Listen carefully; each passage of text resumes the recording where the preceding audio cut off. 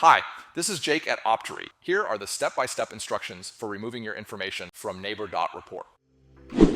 By the way, this is brought to you by Optery, the best company for removing your personal information from the internet.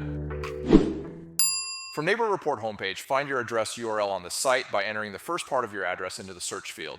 As you type, address suggestions will appear below. Select your address from these suggestions and click on it to continue the search. Once you click on your address from the Addresses box, a new web page will open. Scroll down to the People Who Live At section, locate your name, and click on it. Your personal profile page will open. Copy your address URL and the address listed under Current Residential Address on the web page. Start your opt-out process by scrolling past your personal info and address to the bottom of the web page. There, find the opt-out or report a violation link and click on it.